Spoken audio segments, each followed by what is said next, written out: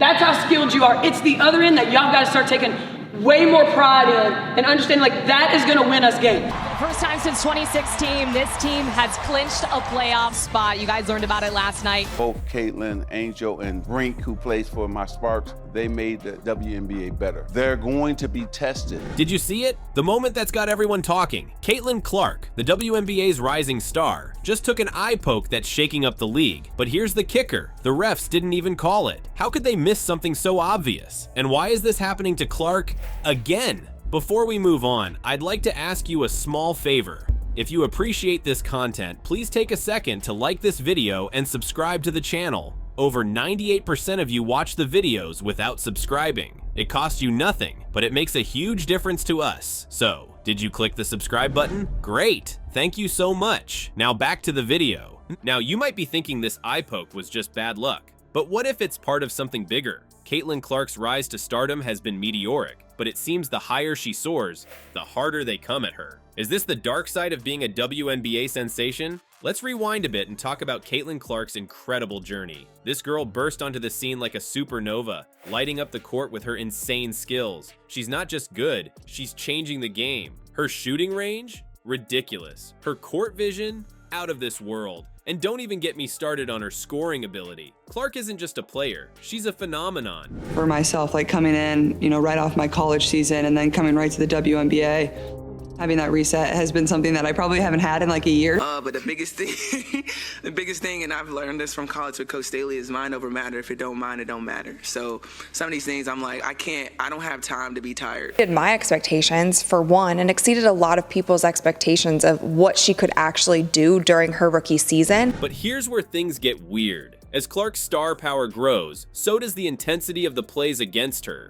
We're not talking about normal defensive pressure here. We're seeing a pattern of hard fouls that's raising eyebrows across the league. It's like every game, Clark's getting knocked around more than a pinball. Check this out. Fans have been watching Clark get roughed up all season long. One fan even said, fans have been demanding answers all year long. They don't want to see their hero get the chove beat out of them. That's not just concern, that's straight up fear for Clark's safety on the court.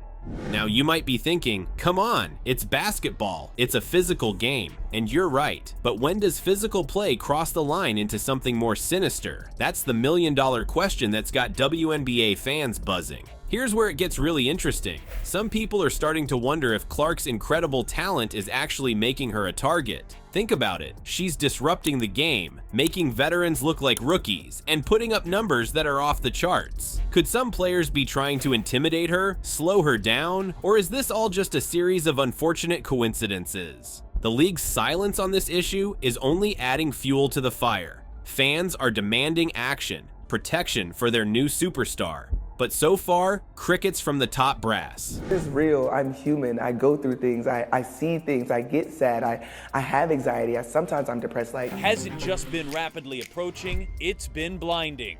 Led by one of the best rookie seasons in league history by Caitlin Clark. And then her just confidence. You can't help but watch when she plays, where she's shooting from, the range, the confidence, the flair. Like, she's a performer. It's like they're pretending not to see what's happening right in front of their eyes. But here's the kicker. Some experts are starting to weigh in, and what they're saying is shocking.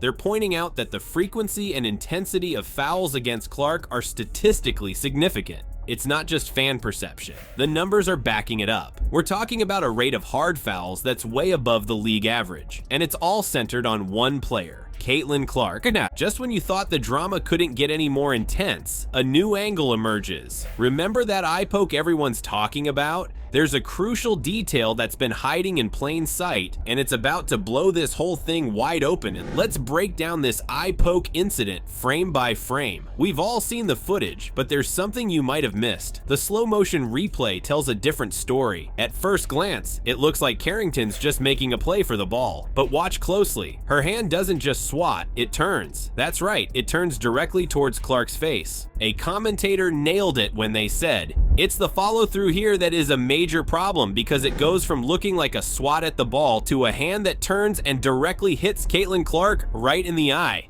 That's not just a regular foul, folks. That's the kind of move that makes you question intentions.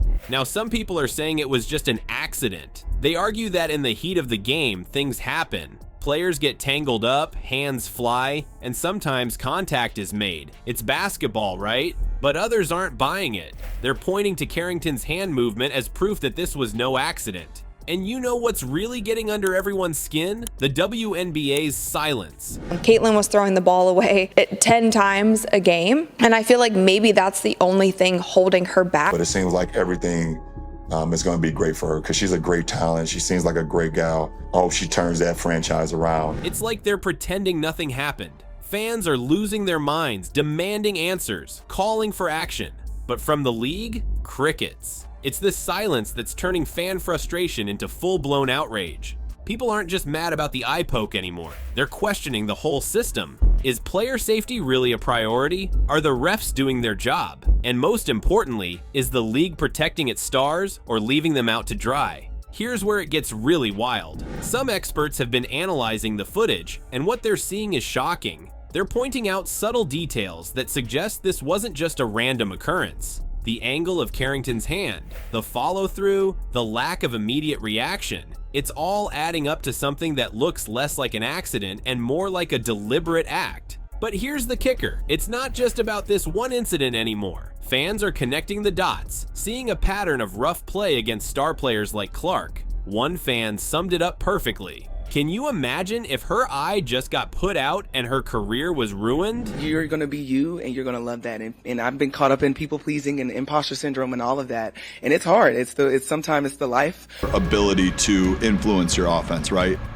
When you think about different players, you think about, oh, they can really score the ball. They can really push the ball in transition. For the first time since 2016, this team has clinched a playoff spot. You guys learned about it last night. That's the level of concern we're dealing with here. This eye poke isn't just changing the game, it's changing how fans see the entire league. People are calling for everything from fines to suspensions. They want accountability, and they want it now. The pressure is mounting on the WNBA to step up and address this head on. And it's not just fans. Players, coaches, and even former refs are weighing in. They're all saying the same thing. Something's gotta give. This incident has opened up a can of worms about player safety, officiating standards, and the overall integrity of the game. So where do we go from here? That's the million-dollar question. The league's at a crossroads. How they handle this could set a precedent for years to come. Will they crack down on aggressive play, overhaul their review system, or will they try to sweep it under the rug and hope it all blows over? Just when you thought the situation couldn't get more intense, enter Cathy Engelbert. The WNBA commissioner's silence is deafening, but it's what's happening off the court that's really blowing people's minds. Imagine being in Cathy Engelbert's shoes right now. The pressure's mounting, fans are furious, and everyone's waiting for her to make a move. But here's the thing. Engelbert's not just dealing with one incident. She's facing a whole can of worms that this eye poke has opened up. Think about it. On one side, you've got player safety. Caitlin Clark's eye poke isn't just about one player getting hurt. It's about every player in the league feeling safe when they step on the court. Engelbert's got to show she's serious about protecting her stars, but it's not that simple. On the other side, there's the league's reputation. The WNBA's worked hard to build its brand, and now it's under fire. Fans are questioning everything. For myself, like coming in, right off my college season and then coming right to the WNBA, having that reset has been something that I probably haven't had in like a year. 14th win for the Fever. I haven't been in a long time. All right, we keep moving forward. Y'all should be thanking that girl for getting y'all ass private charters, all the money and visibility she bringing to the WNBA. The refs, the rules, even the league's integrity. Engelbert's got to find a way to restore faith without throwing anyone under the bus. And let's not forget about the race factor. It's the elephant in the room that no one wants to talk about, but it's there. How does Engelbert address potential biases without making things worse? It's like walking a tightrope over a shark tank. The silence from Engelbert isn't just frustrating fans, it's making them question the league's priorities. One fan hit the nail on the head, saying, "Fans have been demanding answers all year long. They don't want to see their hero get the want beat out of them." That's the kind of sentiment that could lead to boycotts if it's not addressed. But here's where it gets really interesting. While Engelbert's keeping quiet publicly, word on the street is that things are heating up behind closed doors. Insiders are buzzing about emergency meetings, late-night phone calls, and some serious soul-searching at WNBA headquarters. Some experts think Engelbert's silence isn't indecision, it's strategy. She's buying time, gathering facts, and plotting a course of action that could reshape the league. We're talking about potential rule changes, new training for refs, maybe even a complete overhaul of how the league handles player safety. But the clock's ticking. Every day, Engelbert stays silent. When they played LSU, but she's phenomenal. I'm going to go on the record and say she's the best female collegiate player ever. Have opportunity to tweak the things that you've been doing and fix the things that didn't go well. So it's an opportunity to get better, and that's what I want to see. I can also feel the buzz in the city about what we're going to be able to do. As long as we focus one game at a time, I think we'll be in a great spot.